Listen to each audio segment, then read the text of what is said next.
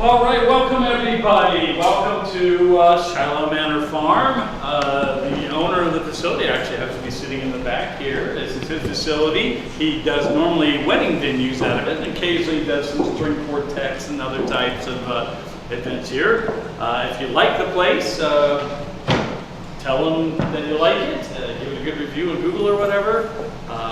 I'm a separate company. I'm with Goose Players. My name is Mike Goshorn. I happen to be the director and the president of our community theater company. We welcome you for coming out here tonight. We're so grateful that you could join us. This has been a great show, a great cast, and I've been loving working with all of them. And I think you're going to be pleased with the production you see tonight. This building is an old building. It was built in 1786 and refurbished in 2020. But there's some old aspects to it, and if you're during one of the intermissions, there's actually hidden over here, you can read a little plaque about how the place was first given, what's it called? It's an indenture. An indenture, so that you can see how the governor of, at the time, gave something. Anyways, a lot of history here. Nick can bite your ear off on him if you ask him about it. He's really knowledgeable of the place. Also grateful for Tree of Life, who gave us places to rehearse, and we've given a portion of our proceeds to them. They're a charitable organization that helps feed the hungry and poor. At this point, I would ask you to please silence your phones. The acoustics in here are so delicate that even the slightest twerp will bounce all around the place. So make sure your phones are on silent. Check if mine is too. It is, okay. Tonight, I have a special. I hope it's not annoying to you. We have our videographer. He's going to be filming our show for us. And so you may notice him moving around a little bit. Hopefully you'll tune him out and pay attention to the actors because they're amazing. But I just want to warn you, you will see a guy running around mostly behind the seats trying to get different viewpoints. Because as you'll notice, because this is an old barn and it's got these rings here, sometimes your view is a little blocked. And in that case, feel free to get a little comfortable with your neighbor. Twist around as you need. You can adjust your chairs as you need. We ask that you don't block the current aisleways. The actors are going to use this. They're going to go behind there, they're going to go behind back there, and they will use this space as well. But feel free to adjust your chairs as you need. If you need to slide left or right or whatever, it's okay, you can do that. This program runs in 3 acts, okay? The first act is 45 minutes, the second act is 45 minutes, and the third act is only 30 minutes. Please stay for the last act. It is the best part of the show. It's my favorite and really just amazing. So you gotta make sure you stay. If it gets late, you're like, I'm gonna go home. Please stay. Really force yourself to, because you'll miss something special. Between Acts 1 and Acts 2, we will have an intermission. During that time, we will pull the set away, open up these over here, and if you brought tickets, you can cash them in here for the item that you bought, chocolate cake, ice cream, or charcuterie plate. We also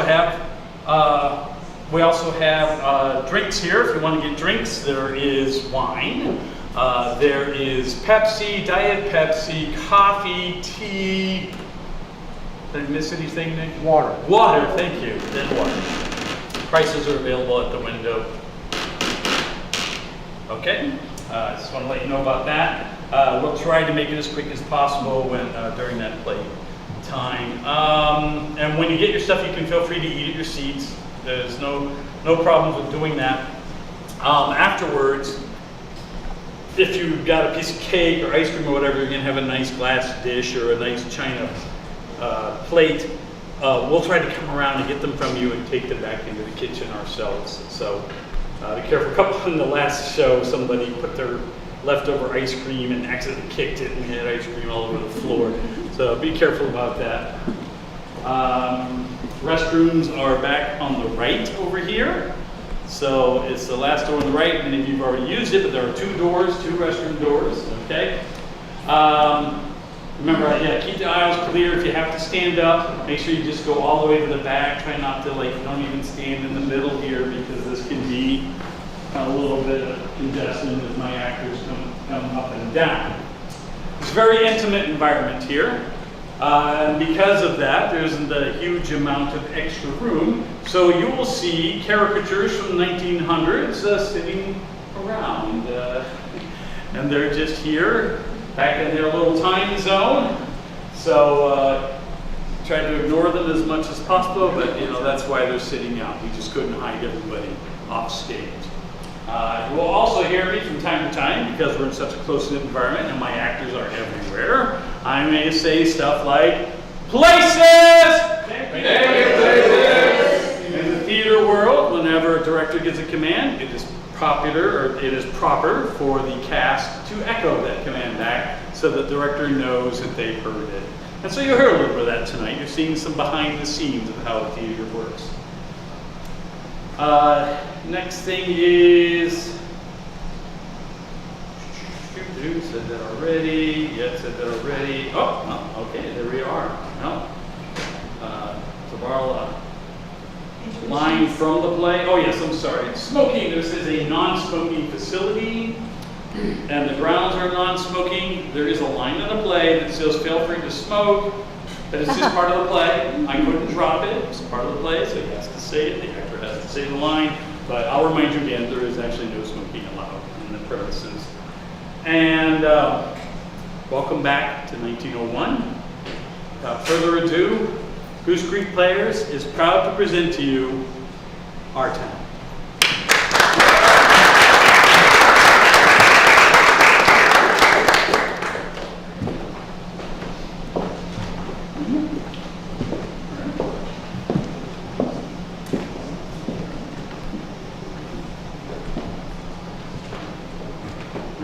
Good evening. I'm Dean. I'm Tess. The name of our play is Our Town. It was written by Thornton Wilder. This production was produced and directed by Mike Goshorn. In it you will see any number of talented actors and actresses. The name of our town is Grover's Corners, New Hampshire. Latitude 42 degrees, 40 minutes. Longitude 70 degrees, 37 minutes. The first act shows a day in the life of our town. The day is May 7th, 1901. The time is just before dawn. The sky is just beginning to show some streaks of light over there in the east behind our mountain. The morning star always gets wonderful bright the moment before it has to go, doesn't it?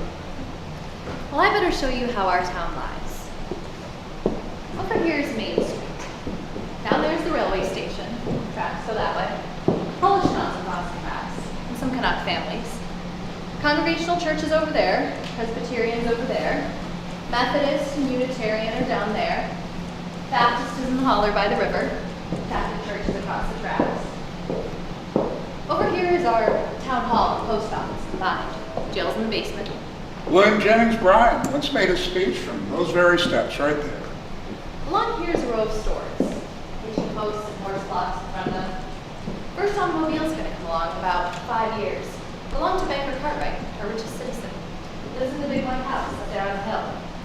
Here's the grocery store, and here's Mr. Morgan's drugstore. Most everyone in town manages to look into those two stores once a day. Public school's over yonder. High school's still farther down. 9:15 mornings, noon times, and 3 o'clock afternoons, the whole town can hear the yelling and screaming coming from those schoolyards. This is our doctor's house, Doc Gibbs. This is the back door.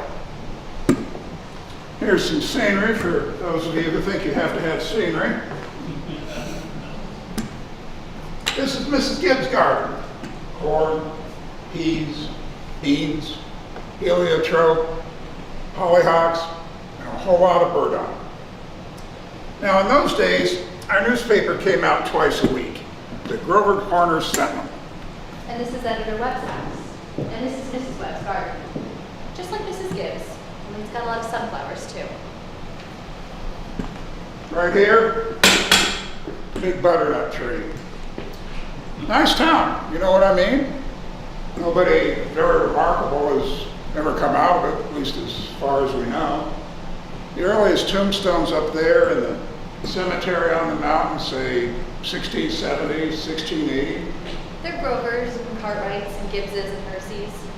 Same names as are around here now. Well, as I said, it's just before dawn.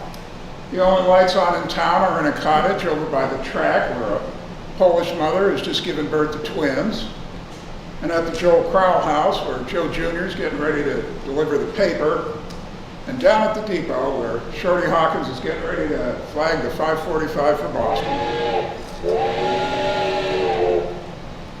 Yep, right on time. Well, as I say,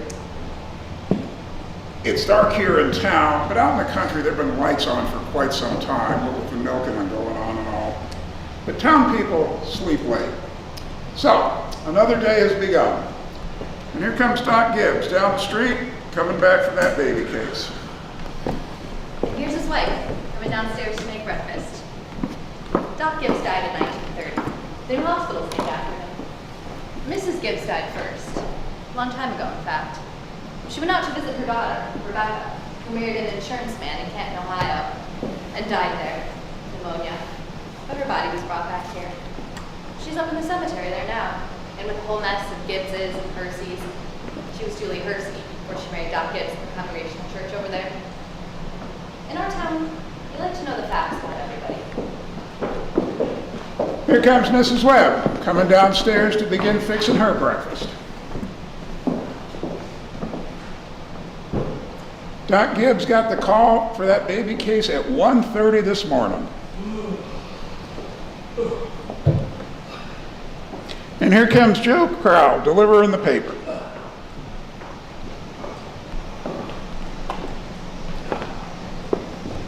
Morning, Doc Gibbs. Morning, Joe. Somebody been sick, Doc? No, some twins born over in Polish Town. On your paper now. Sure, I'll take it. Anything serious going on in the world since Wednesday? Oh, yes, sir. My school teacher, Miss Foster. She's getting married to a fellow over in Concord.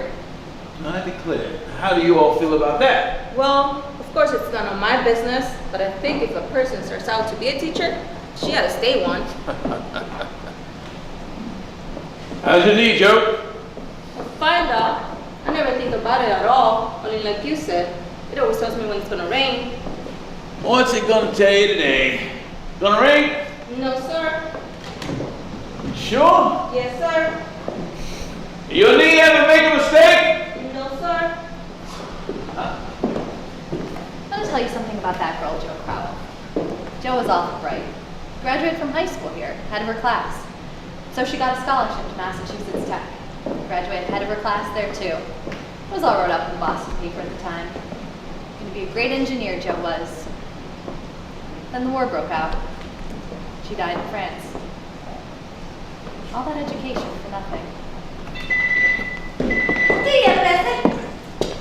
What's the matter with you today? This is Howie Newsom, delivering the milk. Ah, morning, Doc. Morning, Howie. Somebody been sick? No, pair of twins over at Miss Gorslowski's. Twins, eh? This town's getting bigger every year. Gonna rain, Howie. Oh. Long, it's a fine day. And over there, Melbourne Blue.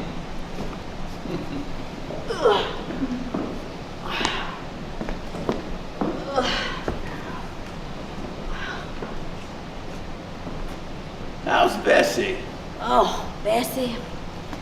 No. She keeps getting mixed up with Dr. Route. Ever since the law costs up the quart of milk every day. She wants to leave McCoy just the same. She keeps scolding me the whole trip. Come on, Bessie. Come on. Good morning, Howie. Morning, Mrs. Gibbs. Doctor's coming down the street. Is he? Seems like you're late today. Yeah, something wrong with the separator. Don't know what it was. Oh, Doc. Howie? Children, time to get up. Come on, Bessie. George, Rebecca? Everything all right, Frank? Oh, yes, I declare. Easy as kittens. Bacon will be ready in a minute. Sit down and drink your coffee. You can catch a couple hours sleep this morning, can't you? Let's see. Miss Whitworth's coming over at 11. Guess I know what that'll be about 2. Her stomach ain't what it ought to be. All told, you won't get more than 3 hours sleep. Frank Gibbs, I don't know what's going to become of you. I do wish I could get you to go away someplace and take a rest. I think it would do you good. Emily, it's time to get up. Wally, 7 o'clock. I declare, you have got to speak to George. Seems like something's come over him lately. He's no help to me at all. I can't even get him to cut me some wood. Has he been sassy to you? No, he just whines. All he thinks about is that baseball. George, Rebecca, you'll be late for school. George! George, don't you hear your mother calling you? Yes, Pa. Come on down. Well, I guess I'll go upstairs and get 40 winks. Mwah. Wally, Emily, you'll be late for school. Wally, you better wash yourself good or I'm going to come up there and do it for you. Mom, which dress shall I wear? Don't make a noise. Your father's been out all night and needs his sleep. I washed and ironed the blue gingham for you special. Mom, I hate that dress. Oh, hush up, yeah. Every day I go to school dressed like a sick turkey. Now, Rebecca, you always look very nice. Mama, George is throwing soap at me. I'll come up and slap the both of you. That's what I'll do. We've got a factory in our town too. Can you hear it? Makes blankets. The Cartwrights own it and it brought them a fortune. Now, children, I won't have it. Breakfast is just as good as any other meal. I won't have you gobbling it like wolves. It'll stunt your growth, and that's a fact. Put your book away, Wally. Oh, Mom, by 10 o'clock I gotta know all about Canada. You know the rules as well as I do. No books at table. As for me, I'd rather my children were healthy than bright. I'm both, Mama. You know I am. I'm the brightest girl in school for my age. I have a wonderful memory. Eat your breakfast. I'm bright too when I'm looking at my stamp collection. I'll speak to your father about it when he's rested. Seems to me 25 cents a week's enough for a boy your age. I declare, I don't know how you spend it all. Aw, come on, Ma. I got a lot of things to buy. Strawberry phosphates, that's what you spend it on. Well, I don't see how Rebecca comes to have so much more. She has more than $1. I've been saving up gradually. Well, dear, I think it's a good thing to spend some every now and then. Mama, do you know what I love most in the world? Do you? Money. Eat your breakfast. Mama, that's first I don't want to hurry. Gotta hurry. Okay, well, you can walk fast, but don't run. And Wally, pull your pants up at the knee. Emily, stand up straight. Tell Miss Foster I sent her my best congratulations. Can you remember that? Yes, Mom. You look real nice, Rebecca. Pick up your feet. Goodbye.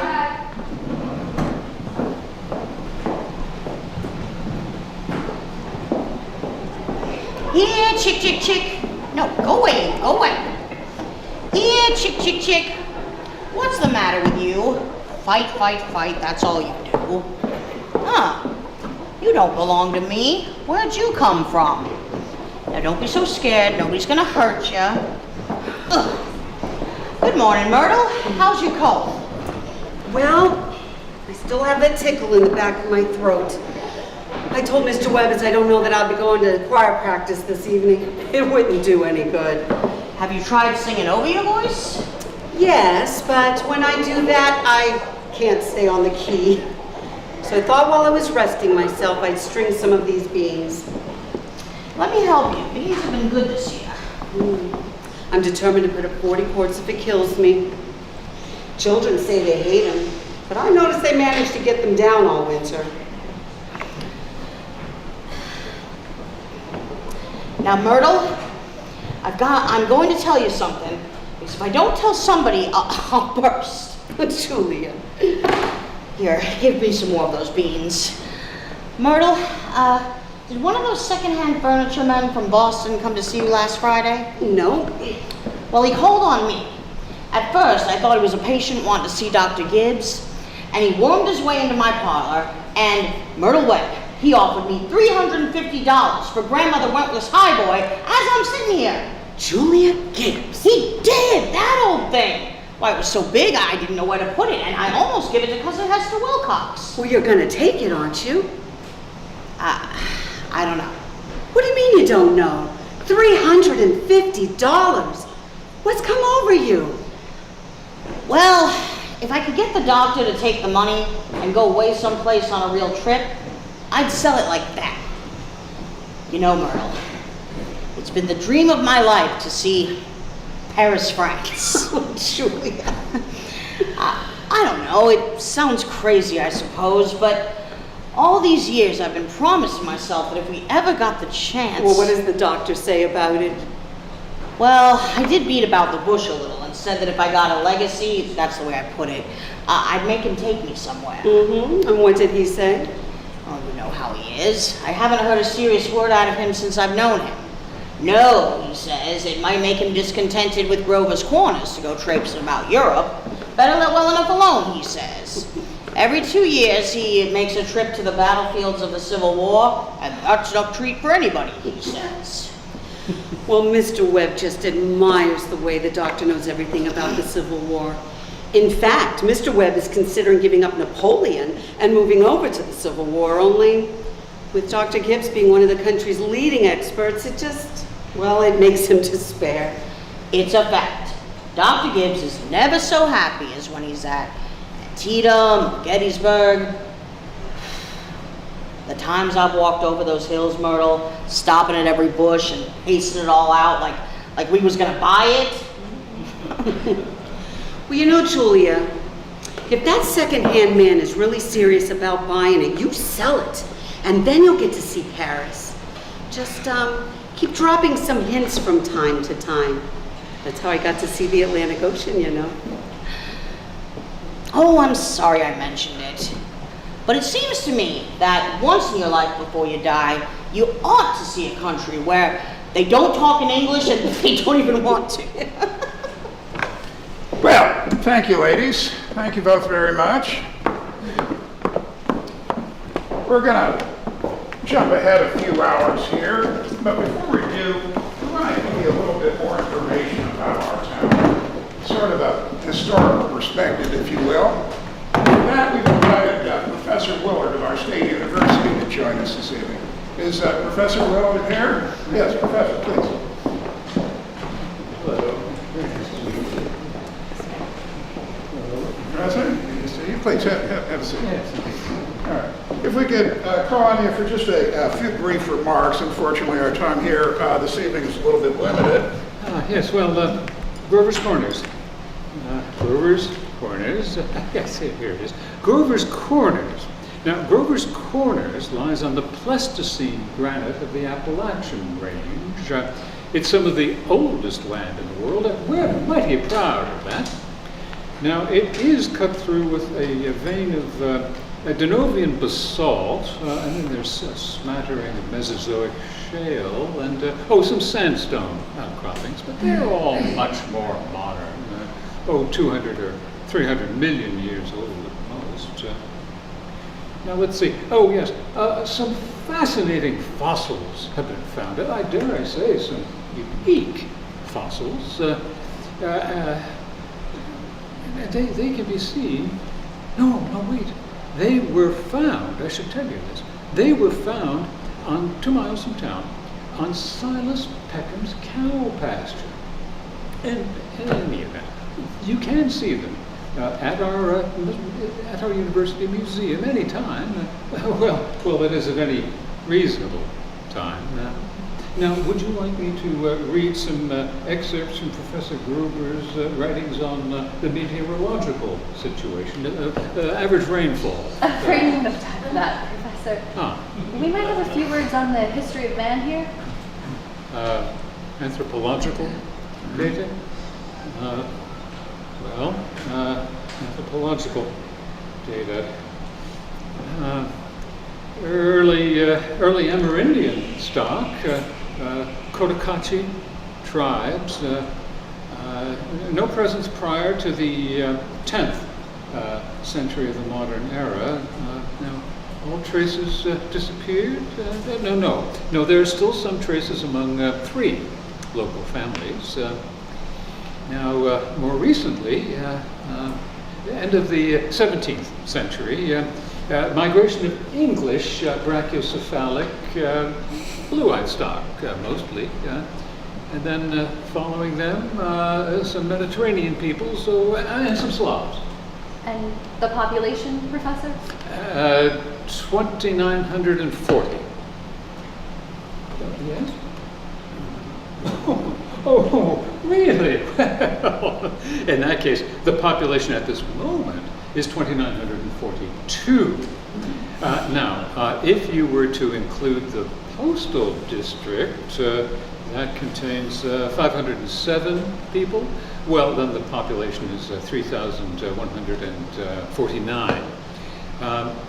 Birth rates and death rates are more or less similar, 6.032 according to the McPherson scale. And, Thank you very much, Professor. We're all very much obliged to, I'm sure. Oh, yes, well. Yes, thank you. Thank you for coming in. This way, Professor. And thank you again. My pleasure, yes. All right, and now for the social and political aspects of the town, Editor Webb. He'll be here in just one moment. He cut his hand while eating an apple. Mr. Webb is the editor and publisher of the Grover's Corner Sentinel. That's our local newspaper. Charles! Charles! Everyone's waiting.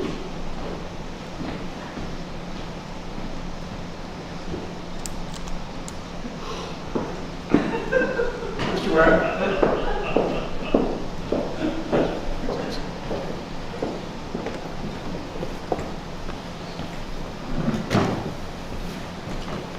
Well, I don't have to tell you that we're run here by a board of selectmen. All males vote at the age of 21. Women vote, indirect. We're lower middle class with a sprinkling of professional men, 10% illiterate laborers. Politically, we're 86% Republicans, 6% Democrats, 4% Socialists, rest indifferent. Religiously, we're 85% Protestants, 12% Catholics, rest indifferent. Have you any comments, Mr. Webb? Oh, yes. Very ordinary town, if you ask me. Little better behaved than most. Probably a lot duller. But our young people here seem to like it well enough. 90% of them graduating from high school settle down right here to live, even when they've been away to college. All right. Now, does anyone in the audience have any questions for Editor Webb? Yes. Yes, over here, ma'am. Is there much drinking in Grover's Corner?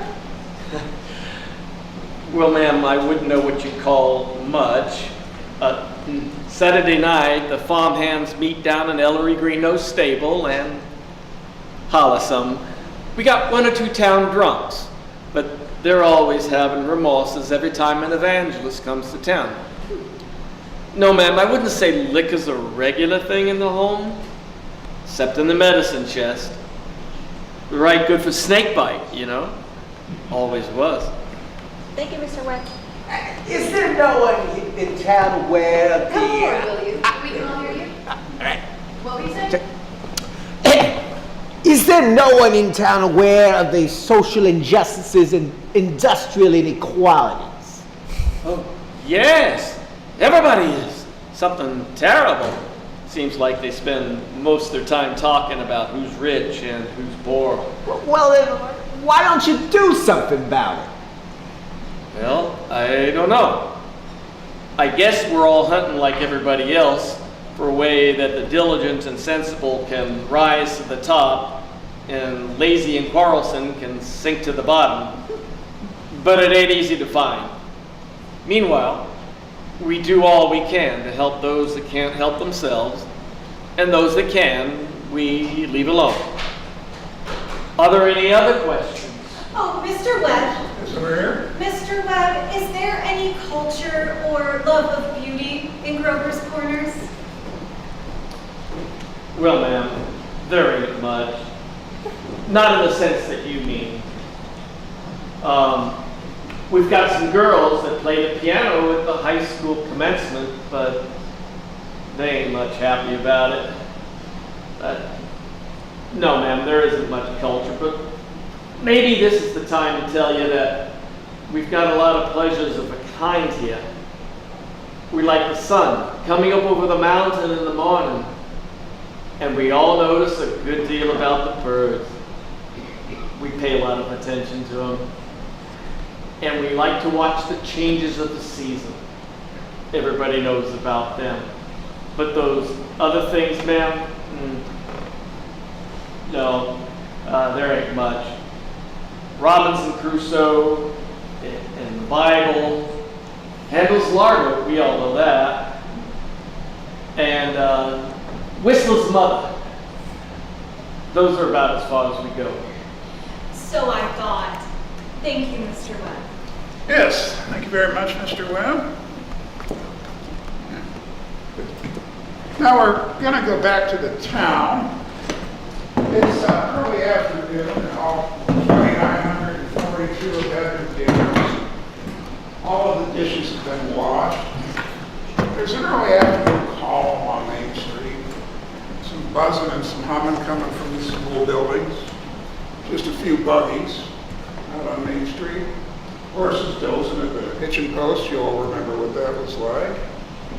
Doc Gibbs is in his office, tapping people on the chest and making them say on. Mr. Webb over there is mowing his lawn. One man in 10 thinks it's a privilege to push his own lawnmower.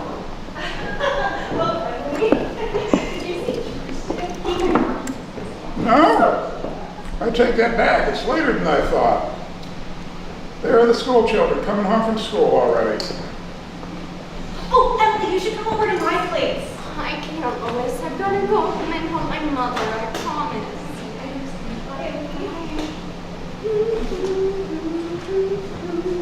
Emily, walk simply. Who do you think you are today? Papa, you're terrible. One minute you told me to stand up straight, the next you call me names. I just don't listen to you. Golly, I never got a kiss from such a great lady before.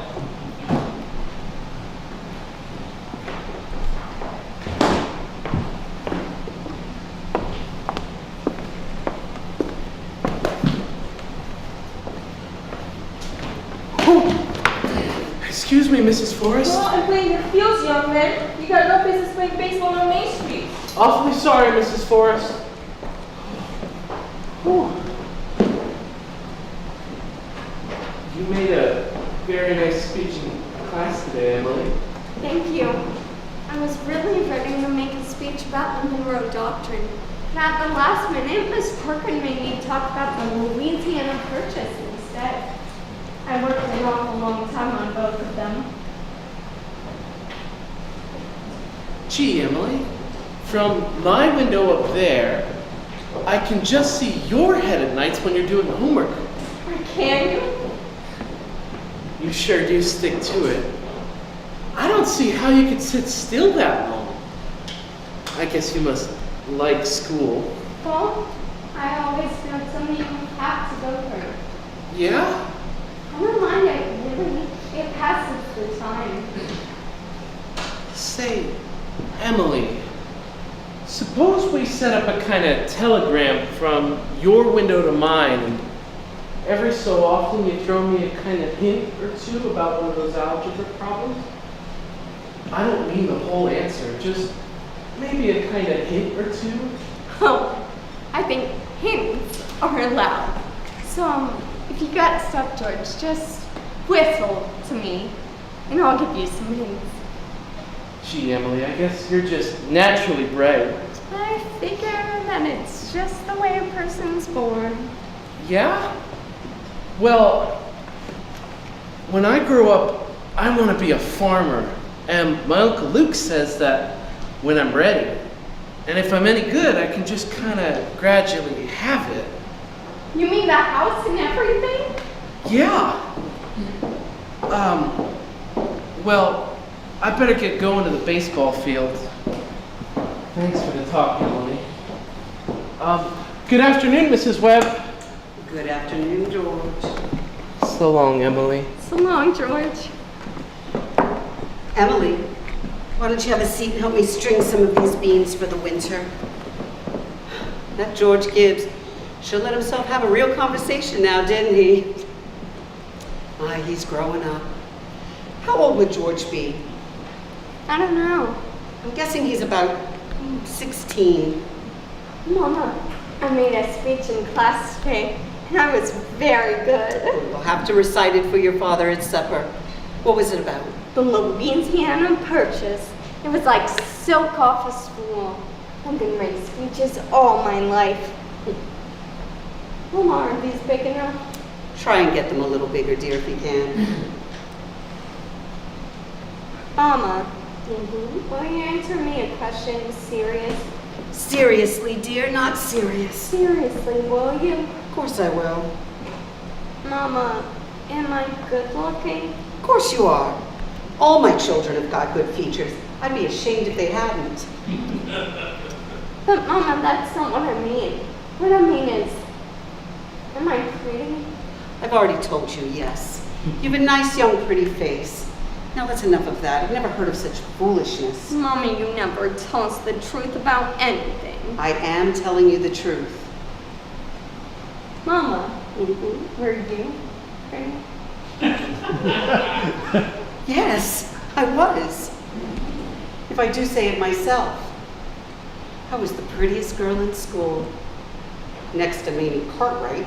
But Mama, you've got to say something about me.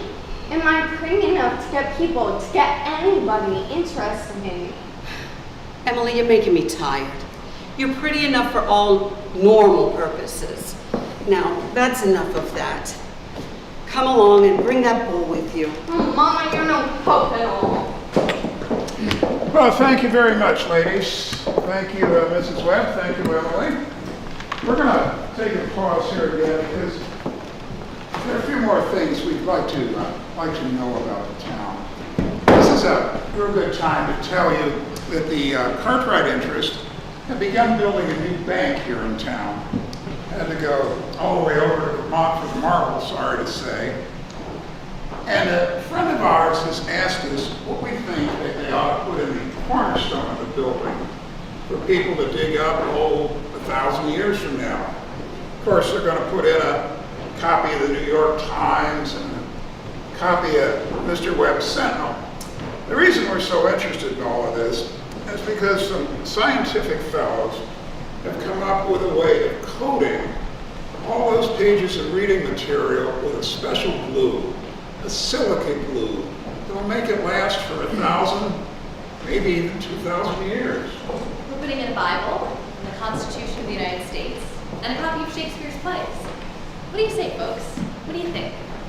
You know, Babylon once had 2 million people in it, and all we know about them is the names of the kings, and some copies of wheat contracts for the sale of slaves. Yet, every night, all those families sat down to supper. And the father came home from work, the smoke went up in the chimney, same as here. And even in Greece and Rome, all we know about the real lives of the people is what we can piece together out of the joking poems and the comedies they wrote for the theater back then. So we're having a copy of this play put in the cornerstone. And people 1,000 years from now will know a few simple facts about us, more than the Treaty of Versailles and the Lindbergh Flight. See what I mean? So, people 1,000 years from now, this is the way we were in the provinces north of New York at the beginning of the 20th century. This is the way we were in our growing up, and in our marrying, and in our living, and in our dying.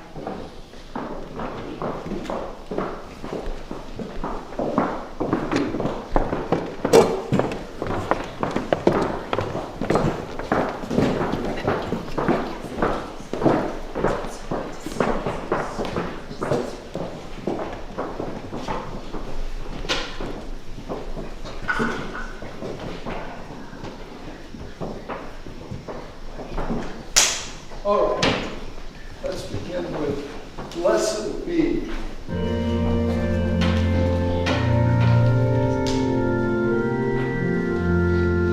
Blessed be the tie that binds our hearts in Christian love, the fellowship of kindred minds is life to that above. It's early evening. You can hear choir practice going on down at the Congregational Church. The children are at home working on their schoolwork. Yes, the whole day's running down like a tired clock.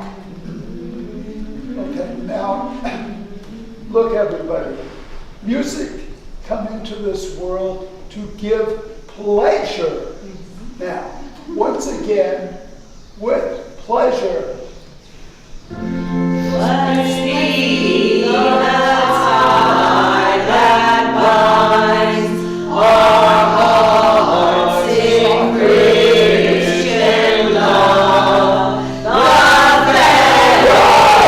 fellowship of Kittens. Get it out of your heads that music is good only when it's loud! John, you leave loudness to the Methodists. Now, you can never beat them, no matter how hard you try. Now, let's do this once again. Tenors. Blessed be the tie that binds our hearts. And while the choir rehearses, it would appear that George Gibbs could use just a little bit of help with his homework.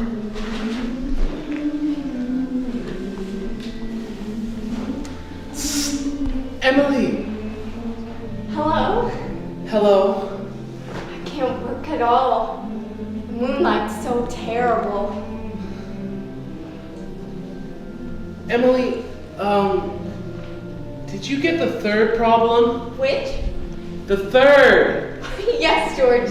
That's the easiest of them all. I don't see it. Do you think you could give me a hint? I'll tell you one thing. The answer's in yards. In yards? Yes, in square yards. In square yards? What, George? Don't you see? Yeah. In square yards of wallpaper. Wallpaper? Oh, I see. Thank you. You're welcome. My, isn't the moonlight terrible? When choir practice going on, I think if you hold your breath, you can hear the train all the way to Kentucky. Hear it? What do you know? Well, I guess I better go back and try to work. Okay. Thanks, Emily. And good night. Good night, George. Before I forget, how many of you can come in on Tuesday afternoon to sing at Fred Hersey's wedding? Raise your hands. Oh, that's nice. That's super. Very good. Thank you very much. We'll do the same music we did for Jane Trowbridge's wedding last month. Okay, right now, let's sing Art Thou Weary? Art Thou Languid? Now that's a question. Ladies and gentlemen, make it be.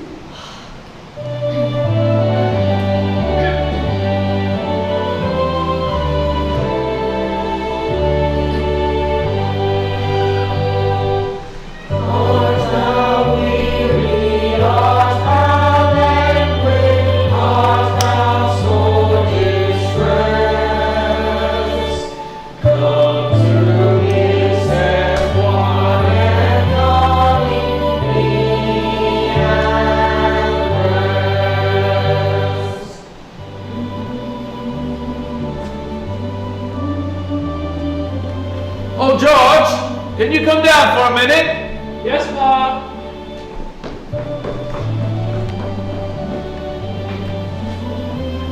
Make yourself comfortable, George. I'll only keep you for a minute. George, how old are you? Why, I'm 16, almost 17, Pa. And what do you want to do once school is over? Well, you know, Pa.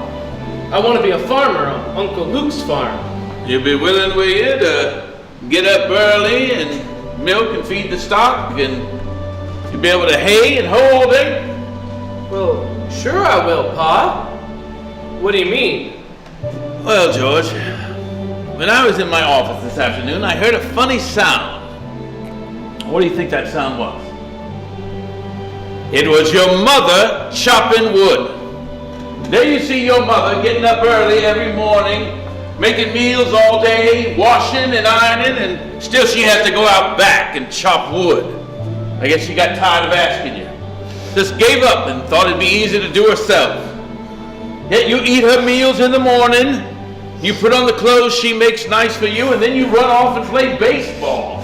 Like she's some hired girl we keep around the house but don't like very much. Well, son, I knew all I had to do was bring your attention to it. Here's a handkerchief. Thanks, Pa. George, I've decided to raise your spending money by 25 cents a week. Not for chopping wood for your mother, that's a gift that you'll give her. But because you're getting older, and I imagine there are a lot of things you'll find to do with it. Thank you, Pa. Let's see, tomorrow's payday, you can count on it. I guess Rebecca will be wanting some more too. Wonder what's keeping your mother. She's never been this late before. Well, it's only 8:30, Pa. I don't know why she's in that old choir anyway. She hasn't got any more voice than old crow. Traipsing around the street this time of night. About time you turned in, don't you think? Yes, Pa. Good night, Martha. Good night, Mr. Foster. Good night. I will let Mr. Webb know. I know he'll want to put that in the paper. My, it's late.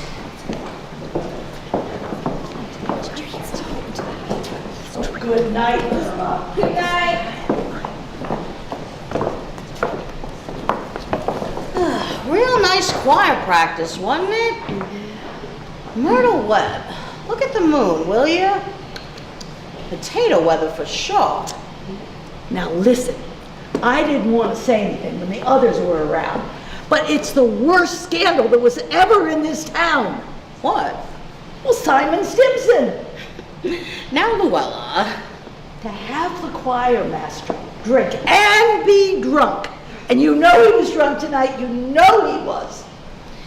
Now, Luella, we all know about Mr. Stimson, and we all know about the troubles he's been through, and Dr. Ferguson knows too. And if Dr. Ferguson keeps him on there in his job, then the only thing the rest of us can do is just not to notice it. Not notice it, but it's getting worse. Oh, no, it's not, Luella. It's much better. Now listen, I've been in this choir twice as long as you have, and it doesn't happen nearly as often. Well, it's pretty bad, I think. Man, it's hard to go to bed on a night like this. Yeah. Well, I better get going, or those children will be up till all hours. Good night, Luella. Good night. Good night. Can you get home safe, Luella? Oh, sure. Why, it's his brightest day. And if you look, I can see Mr. Soames scowling at us over there through the window. You'd think we were going out dancing the way the men folk carry on. Night now. Thanks. You're late enough. Why, Frank, it ain't any later than usual. Stopping at the corner to gossip with a lot of hens. Now, Frank, don't be grouchy. Come out and smell the heliotrope in the moonlight. Isn't that wonderful? What'd you do all the time I was away? I was reading, as usual. So what were you and the girls gossiping about tonight? Well, believe me, Frank, there is something to gossip about. Simon Stimson far gone, was he? Worst I've ever seen him. How'd that end, Frank? Dr. Ferguson can't forgive him forever. Well, I guess I know more about Simon Stimson's affairs than anybody in this town. Some people weren't made for small town life. I don't know how it's gonna end, but ain't nothing we can do about it except leave it alone. Come on, let's get in. No, not yet. Frank, I'm worried about you. What are you worried about? I think it's my duty to make plans for you to get a real rest and change. And if I get that legacy, I'm going to insist on it. Julie, there's no sense going over that again. Frank, you're just unreasonable. Let's get inside. First thing you know, you'll catch a cold. I gave George a piece of my mind, so you'll have your wood chopped, for a while anyway. Oh, come on, no, let's get upstairs. Oh dear, always so many things to pick up, seems like. You know, Frank, Mrs. Fairchild always locks her front door every night. All those people up that part of town do. They're getting citified. That's the trouble with them. They got nothing fit to burglar, and everybody knows it.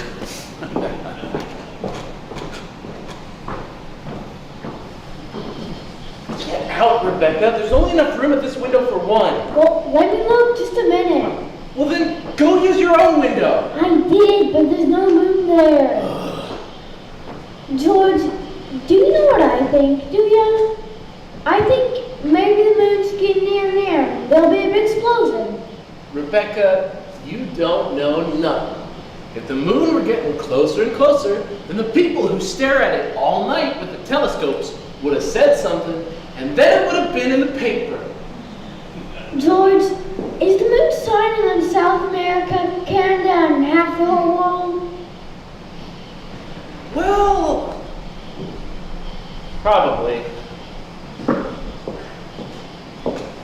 9:30.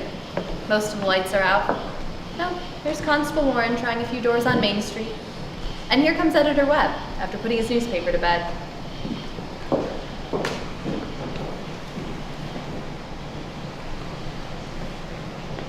Good evening, Bill. Evening, Mr. Webb. Quite a moon, isn't it? Yup. All quiet tonight? Well, Simon Stinson's roaming about a little. Just saw his wife out on the hunt for him, so I looked the other way. Oh, there he is now. Good evening, Simon. Town seems to have settled down for the night pretty well. Good evening. Yes, the town settled down for the night. Guess we better do the same. May I walk along a ways with you? Well, good night. I don't know how that's going to end, Mr. Webb. He's seen a peck of trouble. One thing after another. Oh, Bill, if you see my son smoking cigarettes, just give him a word, will you? He thinks a lot of you, Bill. I don't think he smokes no cigarettes, Mr. Webb. Leastways more than 2 or 3 a year. Well, I hope not. Good night, Bill. Good night, Mr. Webb.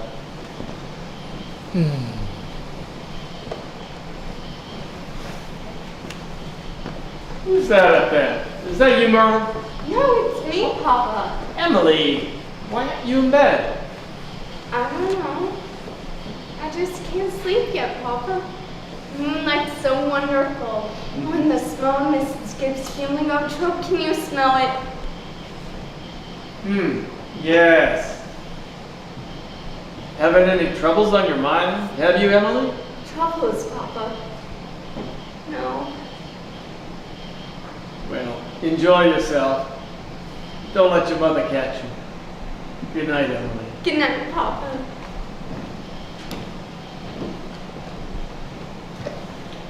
George, I never told you about the letter Jane Crowfoot got from her minister when she was sick.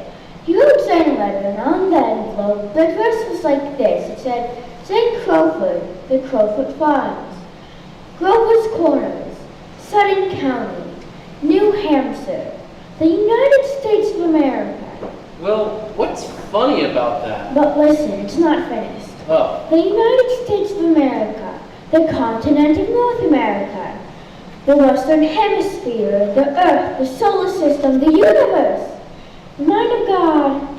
That's what it said on the envelope. Well, what do you know? And the postman brought it just the same. Well, what do you know?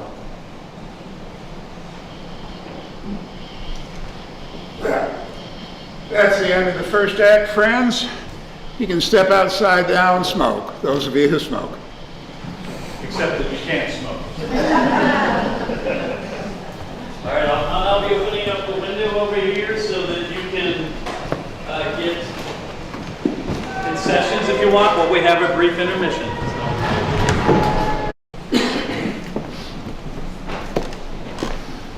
Well, it's 3 years later. Yes, the sun has come up over 1,000 times. Summers and winters have hit away bits and pieces of the top of the mountain, and the rains have washed down some of the dirt. Babies that weren't even born before are now speaking in regular sentences. And a whole lot of folks who thought that they were young and spry have found that they can't go bounding up a flight of stairs the way that they used to, at least not without their hearts fluttering a little bit. Yes, all of that can happen in 1,000 days. But nature's been pushing and contriving in some other ways too. Some young people fell in love and got married. Yes, the seasons have bit away bits and pieces of the mountain. Millions of gallons of water have flown past the mill. And here and there, a new house has been set up under a new roof. Almost everybody in the world gets married. You know what I mean? In our town, there are hardly any exceptions. Almost everybody in the world climbs into their graves married. The first act is called the daily life. This act is called love and marriage. There's another act after this one. I reckon you can guess what that's about. So, it's 3 years later. It's 1904. It's July 7th, just after high school commencement. That's the time most of our young people jump up and get married. As soon as they pass their last examinations in solid geometry and Cicero's orations, they suddenly see themselves fit to be married. It's early morning. Only this time it's been raining. It's been thundering and pouring. Mrs. Gibbs' garden and Mrs. Webb's too, drenched. All those bean poles and pea vines, drenched. Yesterday along Main Street, the rain looked like curtains being blown along in the wind. Sounds like it may start up again any minute now. Yep, 5:45, right on time. And here come Mrs. Gibbs and Mrs. Webb, coming downstairs to make breakfast as though it were any ordinary morning. I don't need to point out to the women in my audience that both of those ladies they see before them, both of them cooked 3 meals a day. One for 20 years, the other for 40, and no summer vacation. They brought up 2 children apiece, washed, cleaned the house, never a nervous breakdown. It's like one of those Middle Western poets said, you've got to love life to have life, and you've got to have life to love life. Sort of what they call a vicious circle. Giddy up, Bessie! Here comes Howie Newsom delivering the milk.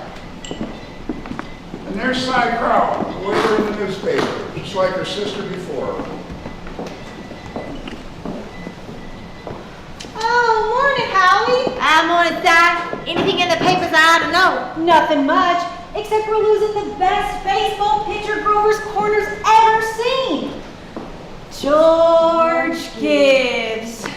Reckon he is. He could hit and run bases too. Not a fine ball player. Oh, Bessie, what's the matter with you? Guess we can stop and talk about the mine too.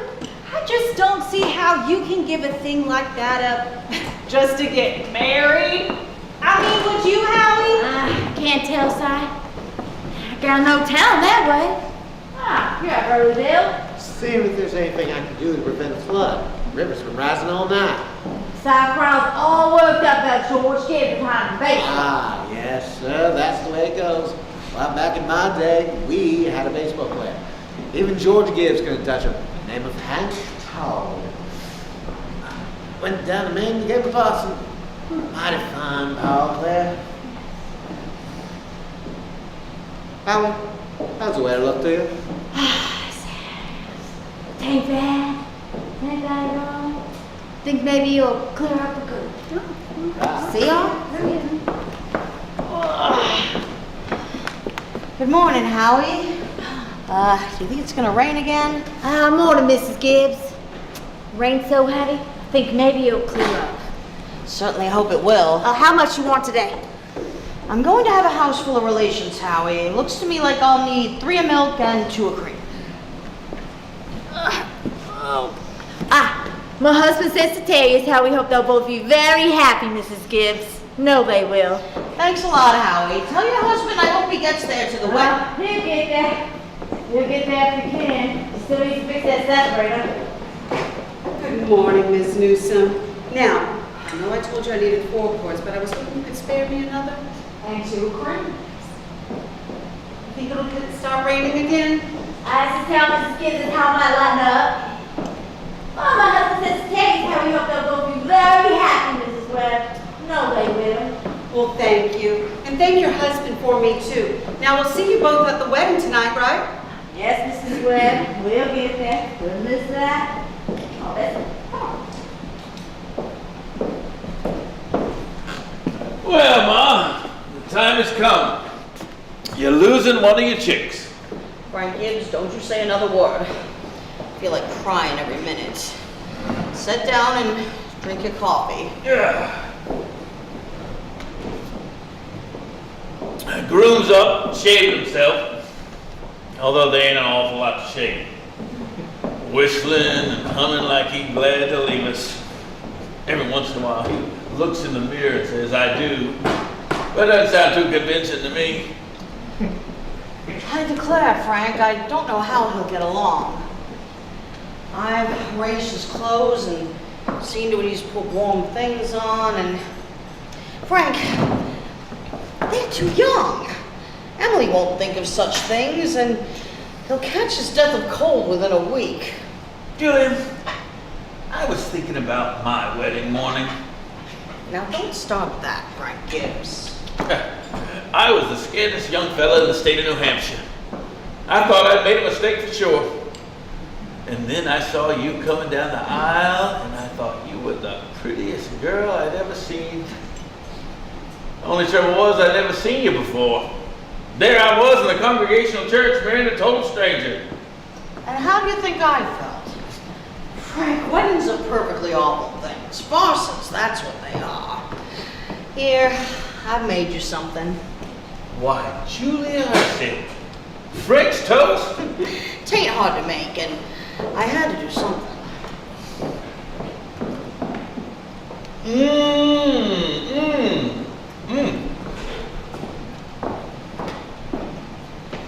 How'd you sleep last night, Julia? Well, I heard a lot of the hours struck off. Yes, I get a shock every time I think about George going off to be a family man. That great gangling thing. I tell you, Julia, there's nothing more terrifying in the world than that of a son. The relations between a father and a son is the darndest, awkwardest thing. Well, mother and daughter's no picnic, let me tell you. Well, they're bound to have a lot of troubles, I suppose. But ain't none of our business. Everybody has a right to their own troubles. Yes, people are meant to go through life 2 by 2. It ain't natural to be lonesome. You know what? You know what I was afraid of before we got married? Oh, go along with you. I was scared that we wouldn't have enough conversation to last for more than a couple of weeks. That's a fact. Thought we'd go off and have our meals in total silence. Well, you and I have been married for 20 years, and we've never had any noticeable bearing spells. Well, good weather, bad weather, it ain't very choice, but I always find something to say. Did you hear Rebecca stirring around upstairs? No. Only the other year she's not upstairs managing everybody's business. She's hiding in her room. Got the impression she was crying. Lord's sakes, this has got to stop. Rebecca! Rebecca, come and get your breakfast. Good morning, everybody. Only 5 more hours left to live. George Gibbs, where are you going? Why, I'm stepping across the grass to see my girl. Now, George, you put on your overshoes. It's raining torrents. You don't go out of this house without you prepared for it. Aw, come on, Ma. It's just a step. George, you'll catch a death of cold and cough all through the service. George, do as your mother tells you. Oh. From tomorrow on, you can kill yourself in all weathers, but while you're in my house, you'll live wisely, thank you. Maybe Mrs. Webb isn't used to callers at 7 in the morning. Here, take a cup of coffee first. I'll be back in a minute. Good morning, Mother Webb. George, it frightens me. Now, you can step in out of the wet for just a moment, but you understand I can't let you in. Why not? Well, George, you know as well as I do, one can't see his bride on his wedding day. Not until he sees her at the church. Aw, that's just a superstition. Good morning, Mr. Webb. Good morning, George. Mr. Webb, you don't believe in that superstition, do you? There's an awful lot of common sense in some superstitions, George. Millions have followed it, George, and you don't want to be the first to find it in the face of custom. Well, how's Emily? Well, she hasn't waked up yet. I haven't heard a sound out of her. Emily's asleep? Of course. We were up all night sewing and packing. Here's what I'll do for you, George. Why don't you have a seat here and have this coffee with Mr. Webb, and I'll go upstairs and make sure she doesn't come down and surprise you. There's some bacon there on the table, but don't be long about it.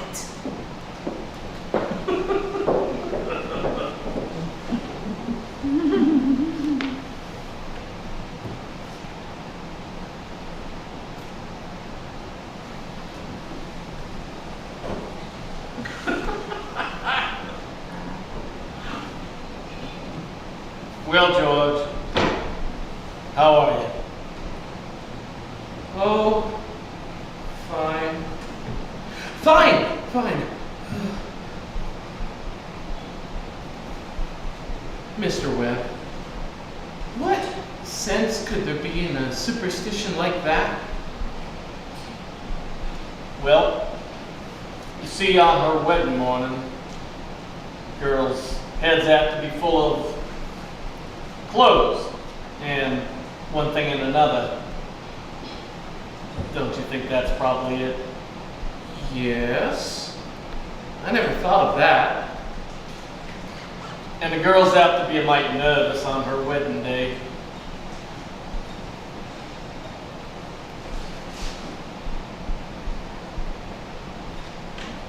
I wish a fella could get married without all that marching up and down. Every man that's ever lived has felt that way about it, George. But it hadn't been any use. It's the women folk who built up weddings, my boy. For a while now, women have it all their own. A man looks pretty small in a wedding, George. All those good women standing shoulder to shoulder, making sure the knot's tied in a mighty public way. But you believe it, Mr. Webb, don't you? Yeah. Yes. Oh, yes. Don't you misunderstand me, my boy. Marriage is a wonderful thing. Wonderful thing.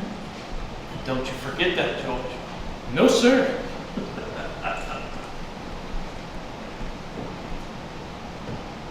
Mr. Webb, how old were you when you got married? Well, you see, I'd gone away to college, and I'd taken a little time to get settled. But Mrs. Webb, why, she wasn't much older than what Emily is. Oh, age doesn't have much to do with it. Not compared with other things.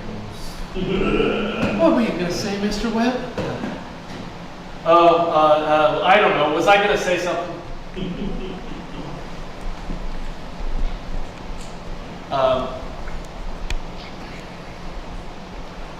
George, I was thinking the other night about some advice my father gave me when I got married. Charles, he said, Charles, start out early, showing who's boss. Best thing to do is to give an order, even if it don't make sense, just so that she'll learn to obey. And he said, if anything about your wife irritates you, her conversation or anything, just get up and leave the house. And that'll make it clear to her, he said. Oh, and he said, never let your wife know how much money you have. Never. Mr. Webb, I don't think that's So I took the opposite of my father's advice, and I've been happy ever since. Let that be a lesson to you, George. Never to ask advice on personal matters. Okay. Now, George, are you going to raise chickens on your farm? What? Are you going to raise chickens on your farm? Oh. Well, Uncle Luke has never been much interested.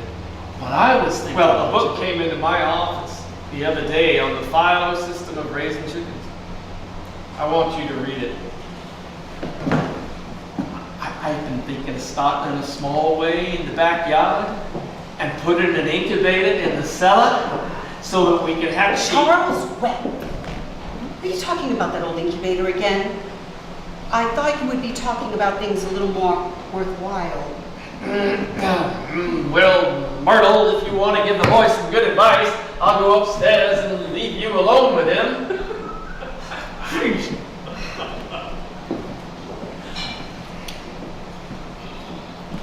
George, Emily has got to come down and have her breakfast.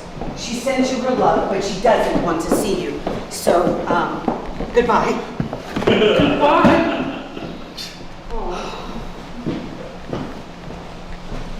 Well, Myrtle, I guess that you don't know about that old superstition. What do you mean, Charles?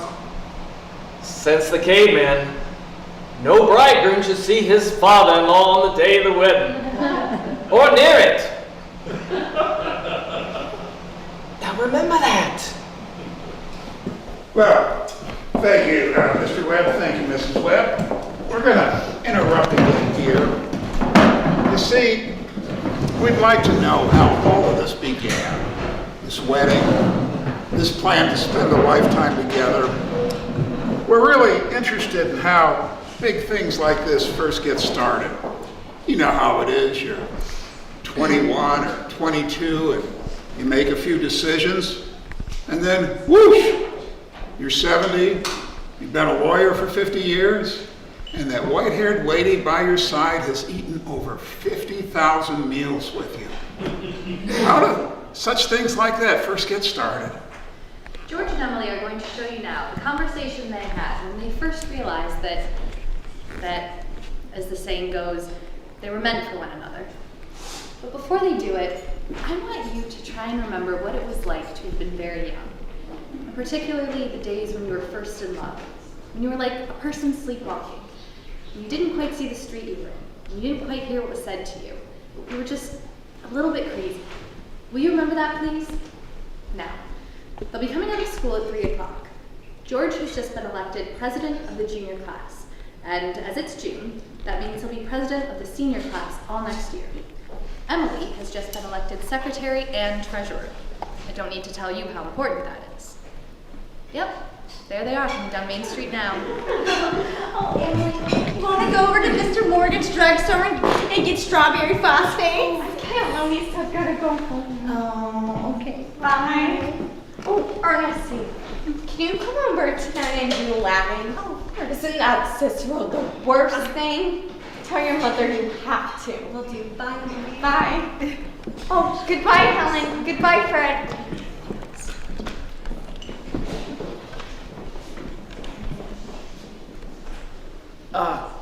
Emily, can I carry your books home for you?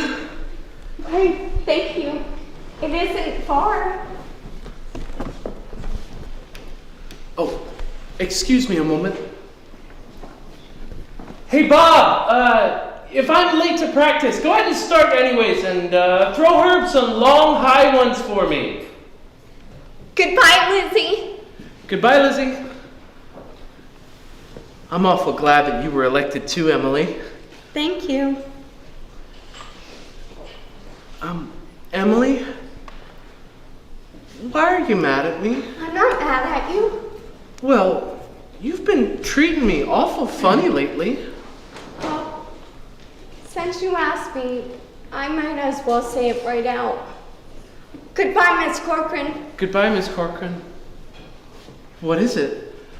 I don't like the whole change that's come over you in the last year. I'm sorry if that hurts your feelings, but I've got to tell the truth and shame the devil. A change? Well, what do you mean? Well, up to a year ago, I used to like you a lot. And I used to watch you as you did everything. Because we've been friends for so long. And then you began spending all your time at baseball. And you never stopped to speak to anybody anymore. Not even your own family you didn't. And George, it's a fact. You got awful stuck up and conceited. And all the girls say so. They may not say it to your face, but it's what they say about you behind your back. And it hurts me to hear them say it. But I've got to agree with them a little. I'm sorry if it hurts your feelings, but I can't be sorry I said it. No, I'm glad that you told me. I never thought that such a thing was happening to me. I guess it's kind of hard for faults not to creep up into a fella's character. I always expect a man to be perfect. I think he should be. Oh, I don't think it's possible to be perfect, Emily. Well, my father is. And as far as I can see, your father is. There's no reason on earth why you shouldn't be too. Well, I think it's the other way around, that boys aren't naturally perfect, but girls are. Well, you might as well know right now that I'm not perfect. It's not as easy for us girls to be perfect as a man. Because us girls were more nervous. No, I'm sorry I said all that about you. I don't know what made me say it. Emily, Now I can see it's not the truth at all. And I suddenly feel it isn't important anyway. Emily, would you like an ice cream soda or something before you go home? Thank you. I would.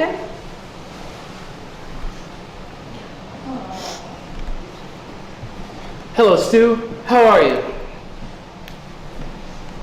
Good afternoon, Mrs. Slocum.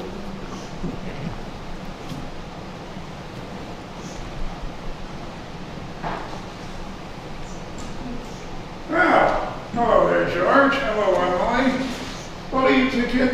Why, Emily, what? Have you been crying? She had an awful scare, Mr. Morgan. She almost got run over by the hardware store wagon. Everyone always says that Tom Huckins drives like a crazy man. Well, Emily, you sit down here. You have yourself a drink of water. Looks like you've had a terrible shock. I'll tell you, Gotten to the point where you have to look both ways before you cross Main Street these days. Swear it gets worse every year. Well, what do you two kids have? I'll have a strawberry frosty, Mr. Morgan. Thank you. No. Have an ice cream soda with me. 2 strawberry ice cream sodas, Mr. Morgan. All right, yes sir. 2 strawberry ice cream sodas. Come on. Well, I'll tell you, there are 125 horses in Grover's Corners right this minute as I am talking to you. State inspector was in here yesterday. And now they're bringing in these automobiles. Why, the very best thing for a person to do is just to stay home. I can remember back in the day, a dog go to sleep in Main Street all afternoon, and nobody would come along to disturb him. Well, here you are. Enjoy. Yes, Mrs. Alice, what can I do for you? They're so expensive. No, don't even think about it, Emily. We're celebrating our election. And you know what else I'm celebrating, Emily? No. I'm celebrating because I've got a friend who tells me all the things that ought to be told to me. Oh, George, please don't think of that. I don't know why I said it. It's not true. You're not conceited or arrogant. No, Emily, you stick to it. I'm glad that you told me what you did. But you'll see, I'll make a change right quick, I will. And Emily, could I ask you a favor? What? If next year I go away to agricultural college, will you write for me from time to time? I certainly will. I certainly will, George. It certainly seems being away 3 years should get out of touch with things. Maybe letters from Grover's Corners wouldn't be as interesting after a while. After all, Grover's Corners isn't a very important place when you think of all New Hampshire. I think it's a lovely town. There's not a day that would go by that I wouldn't want to know everything that goes on here. I know that's true, Emily. Well, I'll try to make my letters interesting.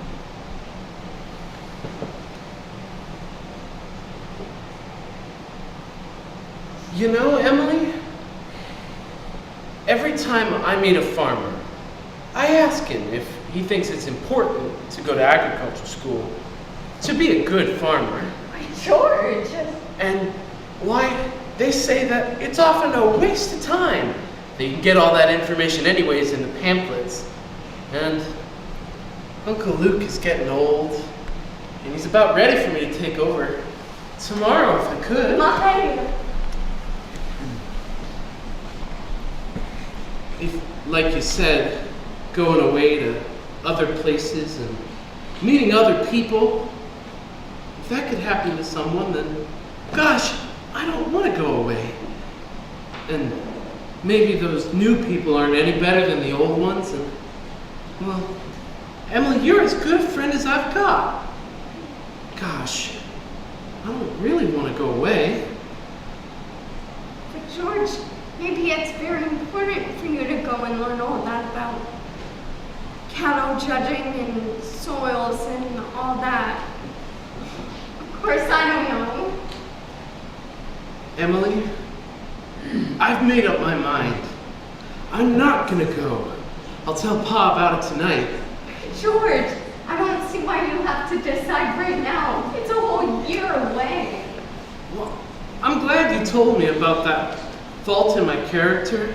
And you were right. But there was one thing wrong in it. You said that for a whole year, I wasn't paying mind to nobody. And of course you were watching me. Well, Emily, I was watching you too. Why, you're one of the chief people that I often thought about. I always paid mind to where you were on the bleachers and who you were with. Why, for 3 days now, I've been trying to walk home with you. Yesterday, I was there by the wall, and you went home with Miss Cochran. Why, George, life's awful funny. How could I know that? I thought you were waiting for someone else. I'm going to tell you why I'm not going to agricultural school next year. I think that when you found someone that you're fond of, I mean, that is to say, someone that's fond of you too, and likes you enough to be concerned about your character, well, I think that's just as important as going to college, if not more so. That's what I think. I think it's awfully important too. Emily, if I make a change, a real big change, would you be, I mean, could you be in love with me? I am now. I always have been. Gosh, this is a real important talk we've been having. Yes. Yes. Give me a moment to get the money to pay for all of this, and then I'll take you home. All right. How are we doing here? Mr. Morgan, I'm gonna have to go home and get the money to pay for all of this. Why, George Gibbs, do you mean to tell me that you don't? I had my reasons, Mr. Morgan. I'm sorry. Here's my gold watch. I'll be back in a minute with the money. Oh, I don't want your watch, George. I'll trust you. I'll be back in 5 minutes, I promise. George Gibbs, I will trust you 10 years, but not a day longer. Well, did you get all over your shock, Emily? Yes, thank you, Mr. Morgan. It was nothing. I'm ready. Well, now we're ready to get on with the wedding.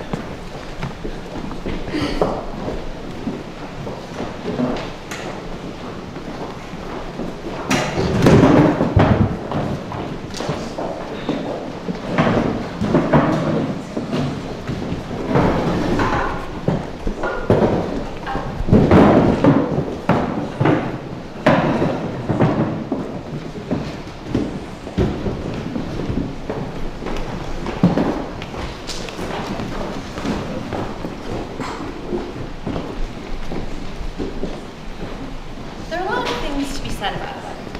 There are a lot of thoughts that go on during a wedding. We can't get them all into one wedding, naturally, and especially not one in Grover's Corners, where they're awfully plain and short. Now, this wedding, I get to play the minister. I guess that gives me the right to say a few things about it. For a little bit now, the play gets pretty serious. You see, some churches say that marriage is a sacrament. Not quite sure what that means exactly, but I can guess. It's like Mrs. Gibbs said a few minutes ago. People were meant to live 2 by 2. Now, this is a good wedding, but people are put together so that even at a good wedding, there's bound to be a whole lot of confusion way down deep in people's minds, and we thought that that ought to be in our play too. The real hero of this scene isn't on the stage at all, and you know who that is. It's like what one of those European fellas said. Every child born is nature's attempt to create a perfect human being. Well, we've seen nature pushing and contriving for some time. We all know that nature is interested in quantity, but I'd like to think that she's interested in quality too. That's why I'm in the ministry. And let's not forget all of the other witnesses at this wedding. The ancestors, millions of them. Most of them set out to live 2 by 2 as well. Millions of them. Well, that's my sermon. Wasn't very long now, was it?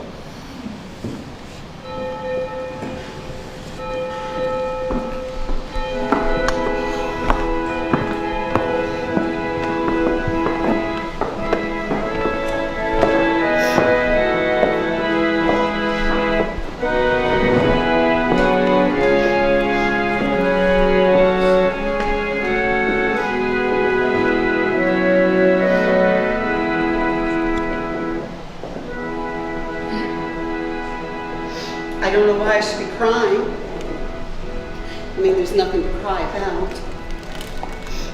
I guess it came over me this morning. There was Emily sitting at the kitchen table, eating her breakfast, just as she'd done every day for 16 years. Only now, she's gonna be eating it at somebody else's house. And Emily, she suddenly said, "I can't take another mouthful." And she put her head down on the table and she cried.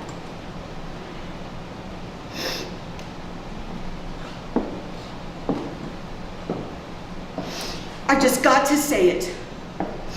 There's just something wrong the way we send our girls out into marriage this way. I only hope that some of her girlfriends have told her a thing or two. Oh, I know it's cruel, but I couldn't bring myself to say anything. I went into it half blind myself. The whole world's gone wrong.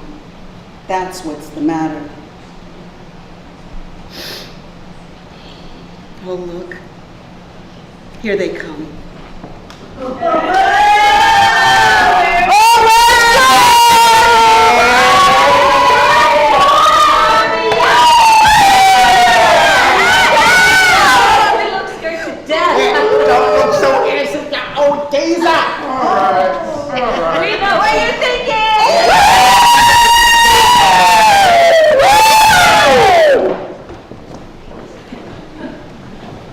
There used to be a lot of that sort of thing in the olden days, ancient Rome and then later. Fortunately, we're a lot more civilized now, so they say. Let's do Love Divine.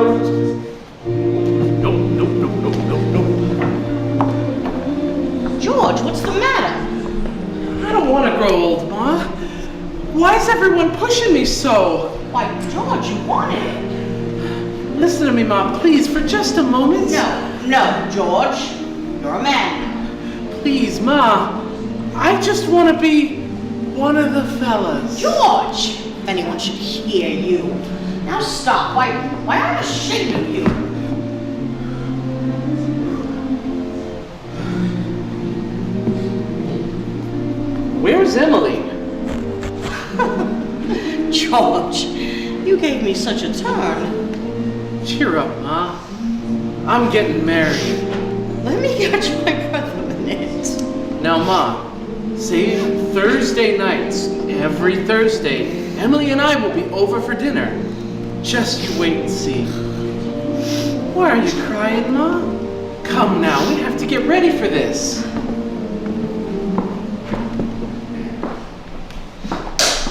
Now, let's do Blessed Be.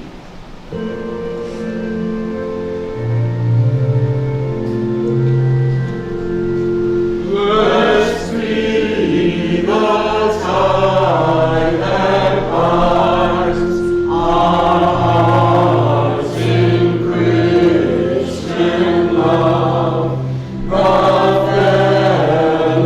fellowship of kindred minds is like to that above. I never felt so alone in my whole life. And George over there looking so... I hate him. I wish I were dead. Papa! Emily, Emily, now don't get upset. Because I don't want to get married. No. Everything's all right, Emily. Why can't I stay just as I am for a while? Let's go away. No. You just stop and think a minute. But Papa, don't you remember all the time you used to say all the time that I was your girl? There must be lots of places we can go. I could work for you. I could keep house. You mustn't think such things, Emily. You're just nervous. Now,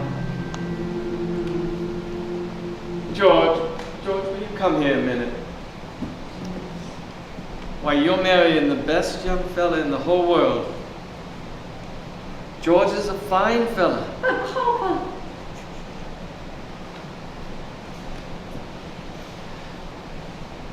George, I'm giving away my daughter today. Do you think you can take care of her? I want to try, Mr. Webb. Emily, I'm gonna do my very best. I love you. I need you. but if you love me, help me. All I want is someone to love me. I will, Emily. And I mean forever, do you hear? Forever and ever.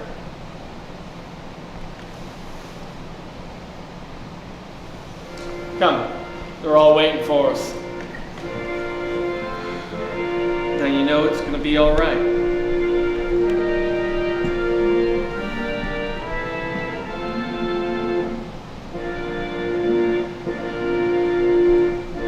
Come quick.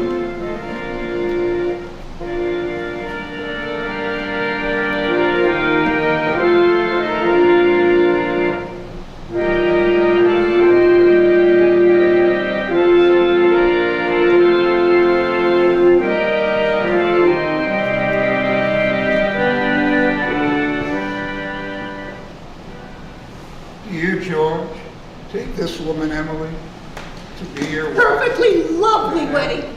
Loveliest wedding I've ever been to. I always like a good wedding. Well, don't you? Isn't she a lovely bride? I do. And do you, Emily, take this man, George, to be your Don't husband? know when I've been to such a lovely wedding. But I always cry. I don't know why.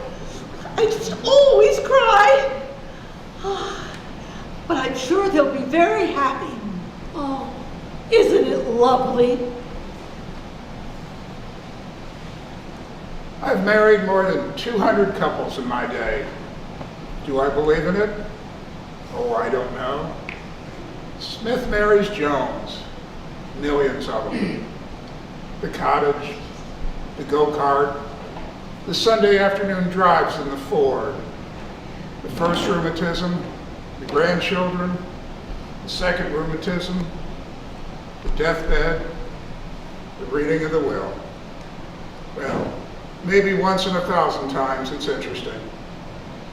Anyhow, let's have Mendelssohn's Wedding March.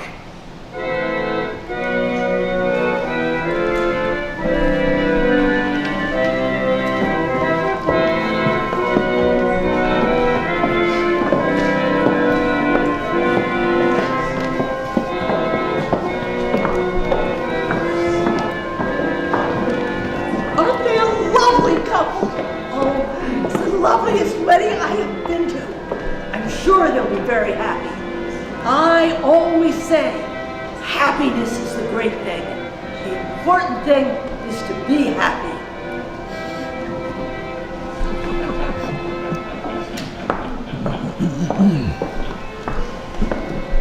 Well, that's the second act, folks. 10 minutes intermission. Actually, it'll be about 5. That's just part of the play. So it'll only be a 5-minute intermission. We'll quickly get the rest.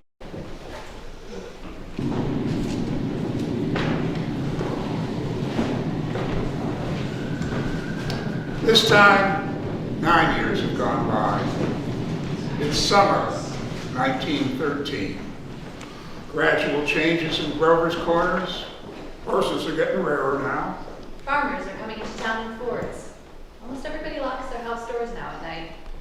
Nobody's had any burglars yet, but everybody's heard about them. You'd be surprised though. On the whole, things don't change much around here.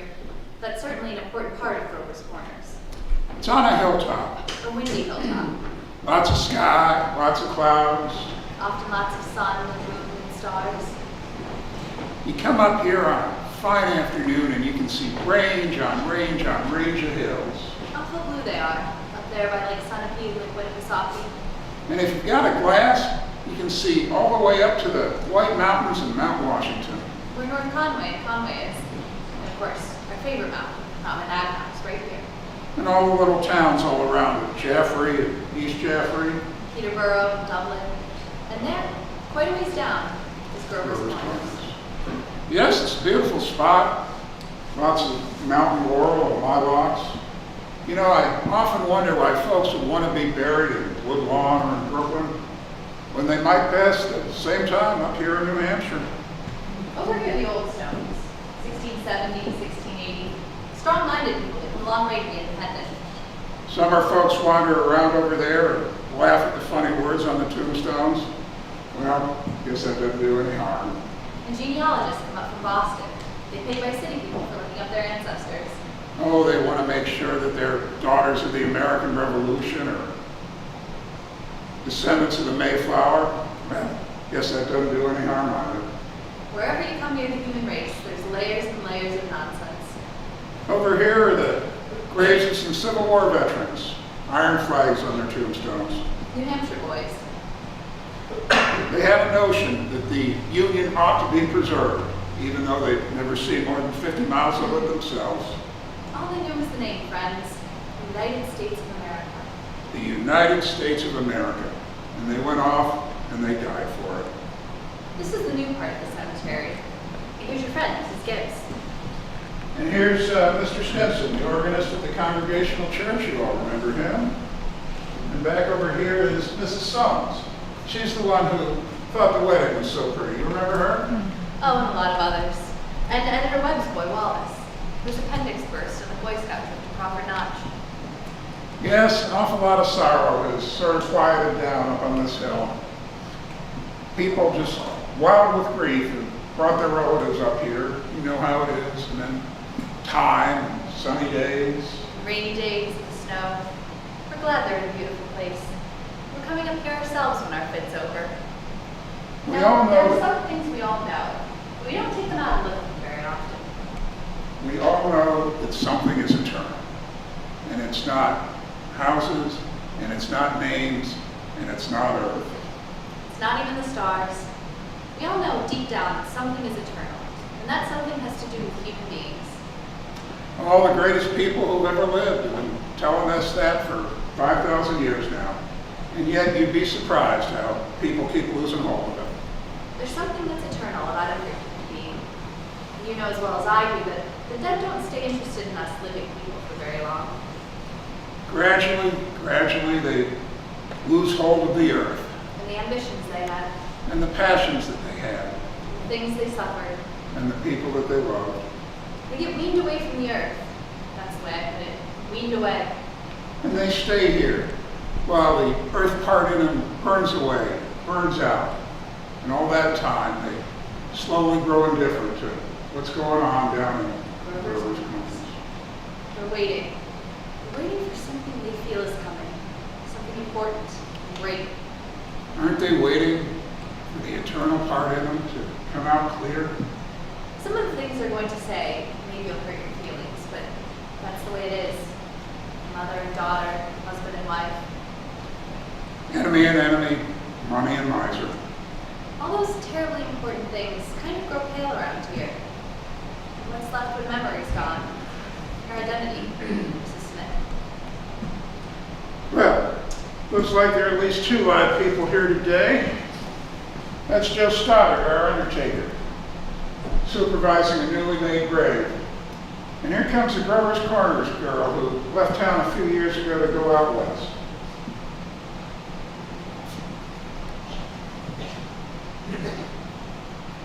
Good afternoon, Joe Stoddard. Good afternoon. Good afternoon. Let's see. Do I know you? I'm Sam Craig. Chris sakes alive, of all people, I should have known that you'd be here for the funeral. You've been away a long time, Sam. Yes, I've been gone over 10 years now. I'm out in business in Buffalo, but I was back east when I got news of my cousin's death, so I thought I would combine things a little, come see the old home.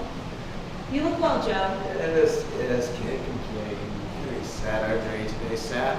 Yes. Yes, I always hate to see a young person taken. Hate to supervise a young person taken. They'll be here in a few minutes. I had to come in early today. My son supervising at home. Old Farmer McCarty. I used to do chores for him after school. He had the lumbago. Yes. Farmer McCarty was taken from us a number of years ago now. Why, here's my Aunt Julia. Oh, I'd forgotten that sheep. But of course. Yes. Doc Gibbs, his wife, was taken from us about 2-3 years ago now. Around this time, and that's another day. That's a pretty big blow for him too. That's my sister Carrie's girl, Sam Craig. I'm always uncomfortable when they're around. Simon. Do they pick their own verses much, Joe? No, not really. Mostly the bereaved verse. It doesn't sound like Aunt Julia. You know, there's not many of those Hersey sisters left now. Let me see. I was hoping to see my mother's and father's. Over by the Craigs, Avenue F. He was the organist at church. He used to drink a lot, we would say. Yeah, that wasn't supposed to get out. He had a penny trouble. Took his own life now. Oh, did he? Hung himself in the attic. They tried to hush him, but of course they got around. Oh, he wrote his own epitaph though. You can see it right there.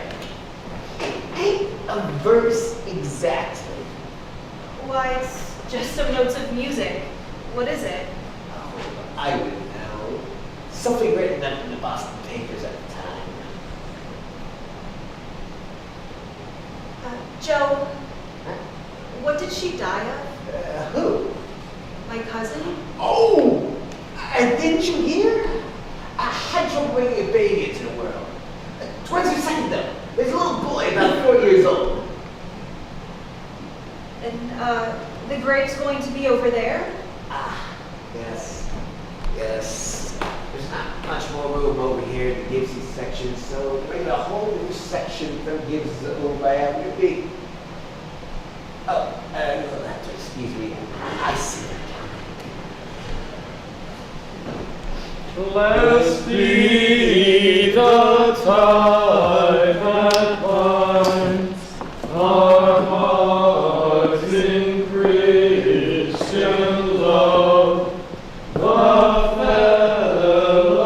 fellowship of kindred minds is like to that above.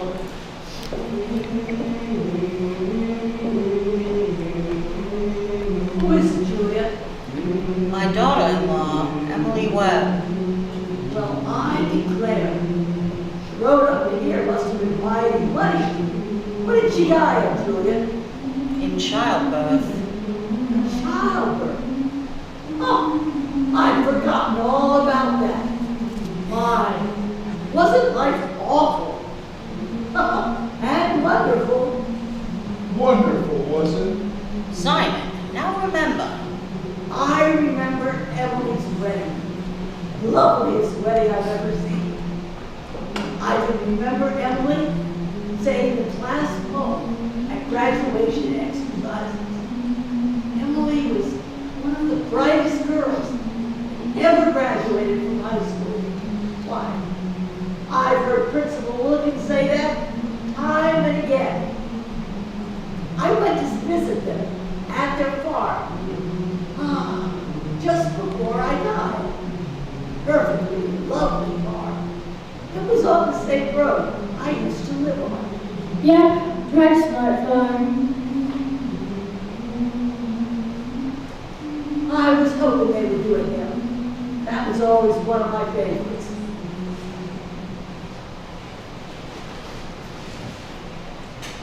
Hello. Hello, Emily. Hello, Miss Gibbs. Hello, Mother Gibbs. Emily? Hello. It's raining. Yes, dear. They'll be gone soon.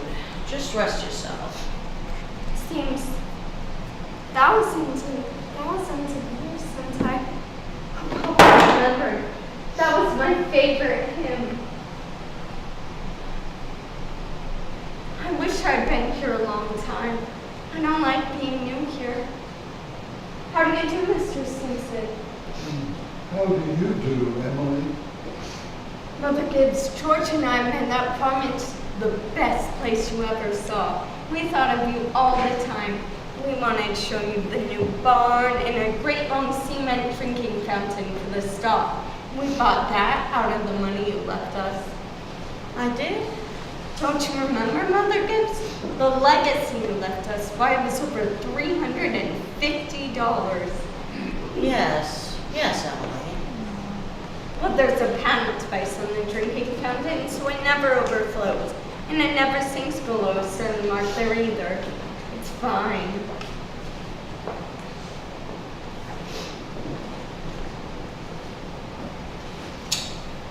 It won't be the same to George without me.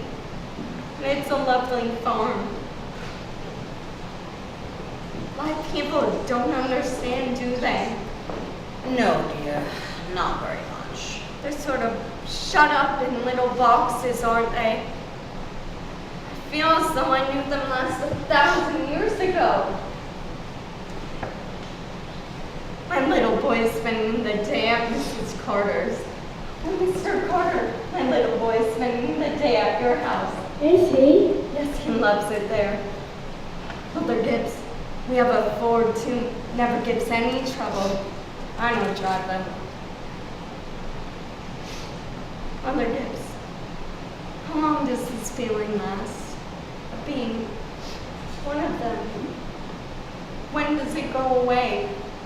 Shh, dear. Just wait and be patient. I know. Look, they're finished. They're going.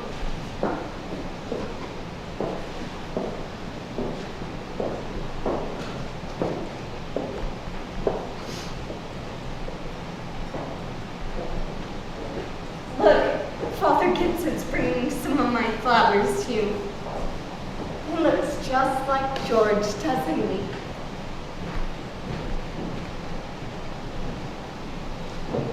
Mother Gibbs, I never realized before how troubled and how in the dark like persons are. Look at him. I loved him so. From morning till night. That's all they are. Troubled. It's a little cooler than it was yesterday. It's cooled off a little. These movie springs always do the same thing, don't they? If it isn't the rain, to hurry it blow. But Mother Gibbs, one can go back. One can go back there again, into living. I feel it. I know it. Just for a moment there, I was thinking about the farm. And for a minute, I was there. And my baby was on my lap as plain as day. Yes, of course you can. I can go back and live all those days over again. Why not? All I can say is, Emily, don't. But it's true, isn't it? I can go and live back there again. Yes, some have tried. But we soon come back here. Don't do it, Emily. Emily, don't do it. It isn't what you think it will be. But I won't live over a sad day. I'll choose a happy one. I'll choose the day I first knew I loved George. Why should that be painful? You not only live it, but you watch yourself living it. Yes. And as you watch it, you see the thing that they, down there, never know. You see the future. You know what's going to happen afterwards. But is that painful? Why? That's not the only reason why you shouldn't do it, Emily. When you've been here longer, you'll see that our life here is to forget all that and think only of what's ahead and be ready for what's ahead. When you've been here longer, you'll understand. Mother Gibbs, how can I ever forget that life? It's all I know. It's all I have. Emily, it isn't wise. Really, it isn't. But it's a thing I must know for myself. I'll choose a happy day anyway. No. At least choose an unimportant day. Choose the least important day of your life. It will be important enough. And it can't be since I was married or since the baby was born. I can choose a birthday still, can't I? I choose my 12th birthday. All right. February 11th, 1899, Tuesday. Do you want any special time of day? Oh, I want the whole day. Very well then. We'll begin at dawn. You'll recall that it had been snowing for several days, but that the snow had stopped the night before and they had begun clearing the roads. The sun is just beginning to come up. There's Main Street. And there's Mr. Morgan's drugstore before it changed it. And there's the livery stable. Yes, it's 1899. This is 14 years ago. That's the town I knew as a little girl. Oh, and look, there's the old white fence that used to be around our house. I'd forgotten that. I love it so. Are they inside? Yes, your mother will be coming downstairs in just a moment to begin fixing breakfast. Will she? And you remember, your father had been away for several days. He had just come home on the early morning train. No. He'd gone to give a speech at his college in Western New York, in Clinton. Oh, look, there's Howie Newsome. And there's our policeman. But he's dead. He died. Whoa, Bessie. Bessie. Morning, Bill. Morning, Howard. You up early? Been rescuing a party. Down near frozen death. Down at Polish town down. Got drunk with them snowdrifts. Fight isn't better, but I shook them. But there's Joe Crowell.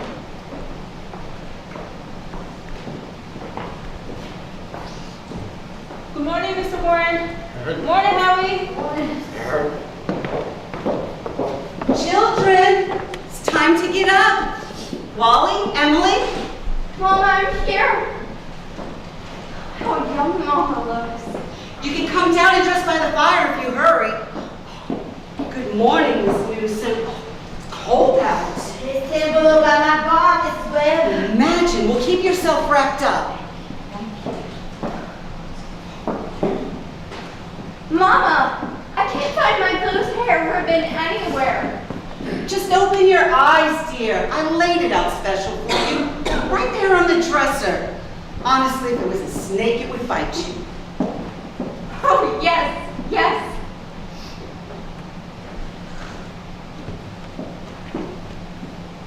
Morning, Bill. Morning, Mr. Webb. You're up early. Yes, I'm back to my old college in New York State. Been any trouble here? Well, I was called up this morning about rescuing a Polish fellow. Darn near froze to death he was. Oh, we must get that in the paper. Twit much. Papa.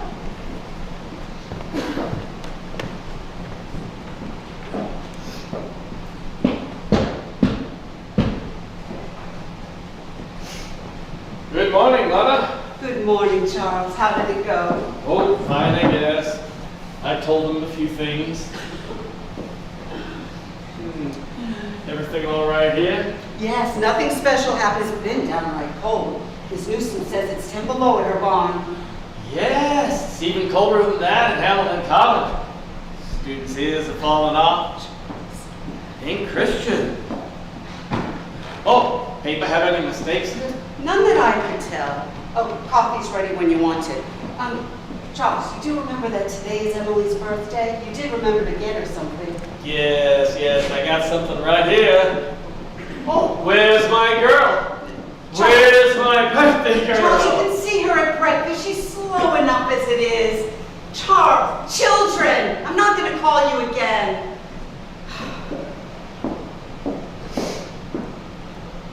I can't bear it. They're so young and beautiful. Why did they ever have to grow old? Mama, I'm here. I'm grown up. I love you. Everything. I can't look at everything hard enough.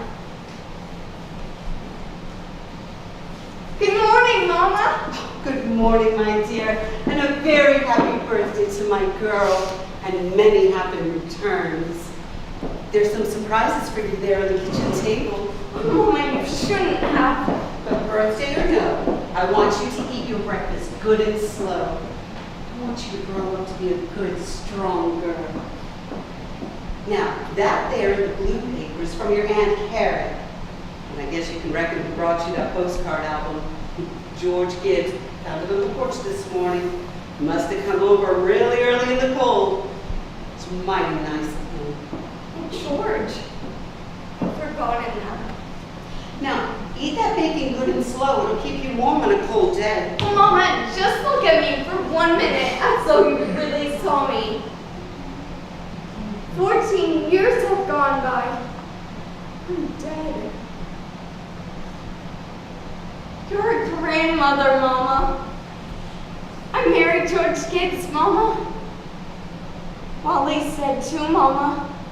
His appendix burst on a camping trip to North Conway. We felt just terrible about it. Don't you remember? Oh, but just for a moment now, we're together. Just for a moment, we're happy. Let's look at one another.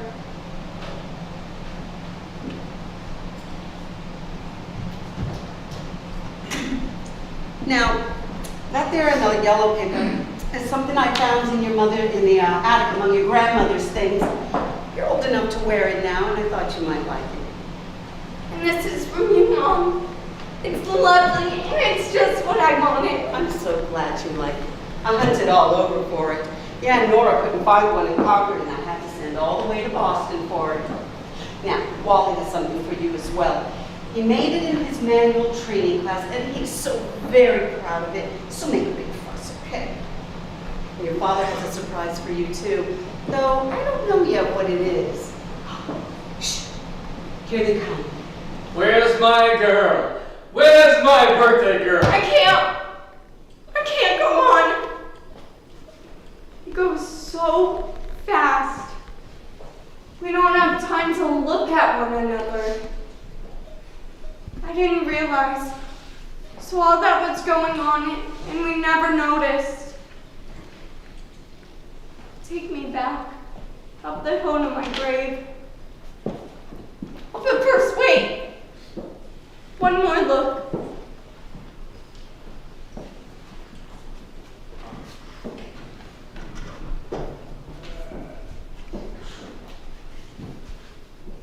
Goodbye. Goodbye, world. Goodbye, Grover's Corners. Mama and Papa. Goodbye to clocks ticking. And Mama's sunflowers. And food and coffee. And new iron dresses and hot baths.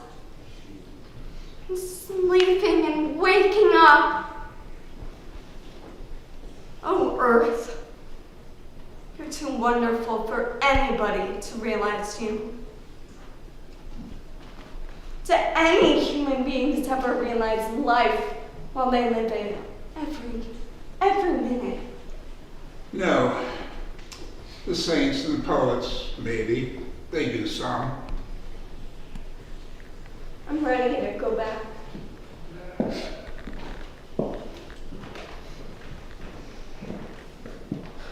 Were you happy? No, I should have listened to you. That's all human beings are, just blind people. Look, it's clearing up.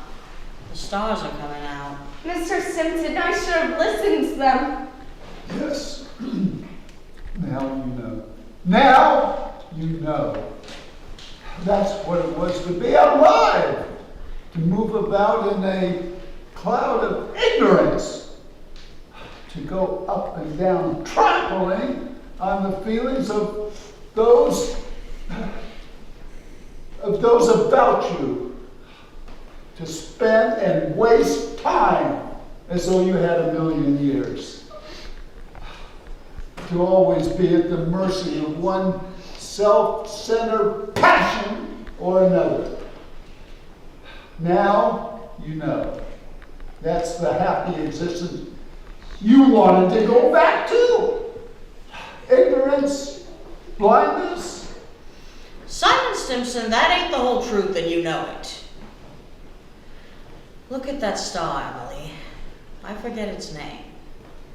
My boy Joel's a sailor. You know him all. He'd sit around floaty evenings and tell them all by name. Yes, sir, wonderful. Star makes great company. Yes. Yes, it is.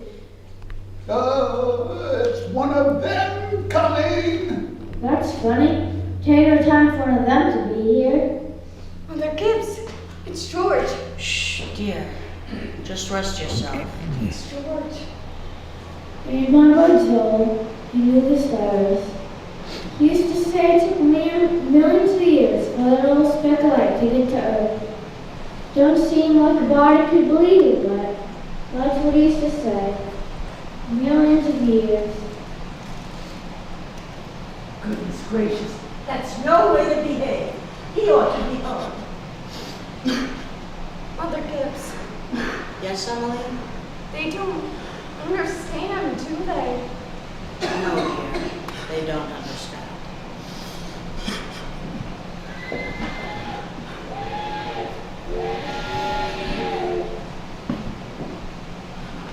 Most everybody's asleep at Grover's Corners.